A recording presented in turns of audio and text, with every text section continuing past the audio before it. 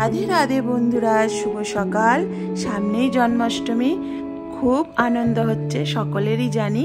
তো দেখো, আমি প্রথমেই এক তুলসী মাকে রোপণ করে নেব বন্ধুরা।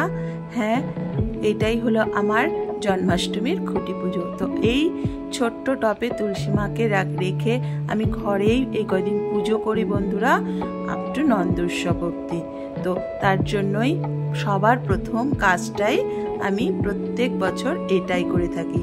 আর নন্দোৎসবের পর এই তুলসী মাতাকে আমি আমার যে তুলসী বেদি আছে, অনেক গাছ, ওইখানটায় এনাকে আমি আবার রেখে সারা বছর পুজো করি। তো দেখো, সোনাদেরও ভোগ নিবেদন করে দিয়েছি। তো কত আনন্দ! আজকের এটাই ছিল আমার প্রথম কাজ। এরপরই শুরু হবে আমার ঘর দুয়ার পরিষ্কার করা। তো শুরু হয়ে গেছে, কারণ আমি সব সময়ের জন্যই আমি জন্মাষ্টমীর আগে সমস্ত ঘর পরিষ্কার করে ফেলি বন্ধুরা।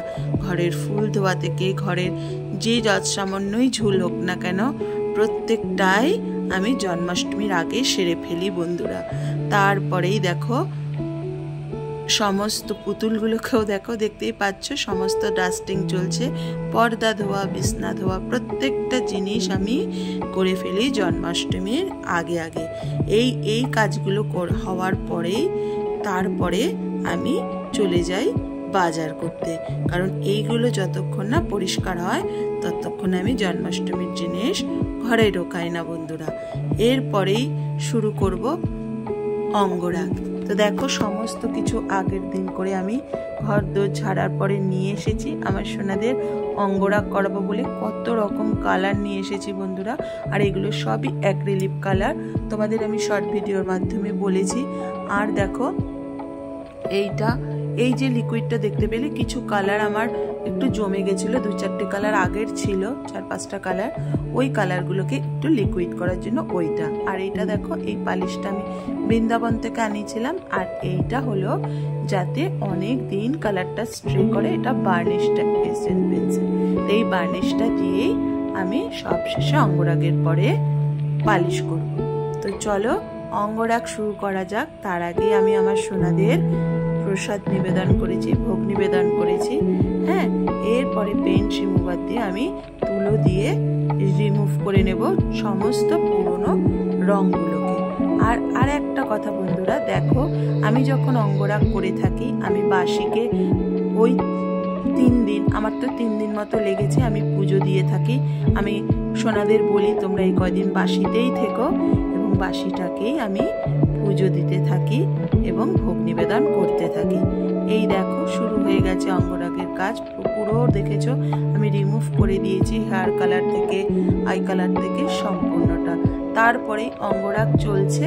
আর এদিকে আমার প্রতিদিন বিকালে একটু একটু করে আমি বাজার করে চলেছি, কারণ একটু একটু করে আমি স্বপ্ন গুছিয়েই আমি আমার জন্মাষ্টমী পালন করে থাকি। তো প্রথমেই দেখো, আজকের দোকানে চলে এসেছিলাম, এই ধূপ টুপের দোকানে। নানা রকম ধূপ নিয়েছি, সোনাদের বাঁশি নিয়েছি। এই দেখো, বাঁশিগুলো বেছে বেছে নিয়েছি আমার নন্দু, গোপু আর বাসুর জন্য। তারপরেই আমি সোনাদের জন্য পোশাক কিনবো বলে বেরিয়ে পড়েছিলাম বন্ধুরা। তো দেখো, এই জায়গাটা হলো নতুন বাজার বলে বন্ধুরা। তো আমি সেখানে চলে গিয়েছিলাম, এই শোভা বাজার কাছে নেমে। তো গিয়ে দেখছি এক কোমরের মতো জল বন্ধুরা। সেখান থেকে আমি পোশাক এনেছিলাম, কারণ আমার খুব ইচ্ছা ছিল ওখানে গিয়ে বৃন্দাবন স্টাইলের পোশাক আমি আমার বাসুকে পরাবো। তো সেই জল ঠেলে ঠিক আমি পৌঁছে গেছিলাম সেই দোকানে। তো দেখো, দোকানে গিয়ে তো মন কেড়ে নিয়েছিল, নানা রকম জুয়েলারি, তারপরে নানা রকম পোশাক, সব দেখে যেন মনটা ছুঁয়ে গেছিল। তো দেখো, এই যে আমি পিঙ্ক ড্রেসটা দেখো আমি নিয়ে নিয়েছি, এবং গোপু বাসুর জন্য নিয়ে নিয়েছি। আর আমার যে ননি আছে, বোনের ননি, তার জন্য নিয়ে নিয়েছি। এবার করব দশকর্মার বাজার বন্ধুরা। হ্যাঁ, যজ্ঞ হয় আমার জন্মাষ্টমীতে, যজ্ঞের জিনিস নেব, দশকর্মার জিনিস নেব, তারপর ভক্তরা যে প্রসাদ খাবে তার প্লেট নেব। তো এখন করব হলো দশকর্মার দোকানে বাজার।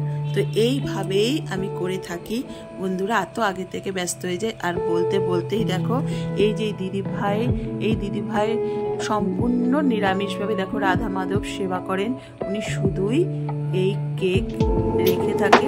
তো বন্ধুরা এখান থেকে আমি আমার সোনার কেকটা অর্ডার দিয়ে দিলাম। তো রাধে রাধে বন্ধুরা।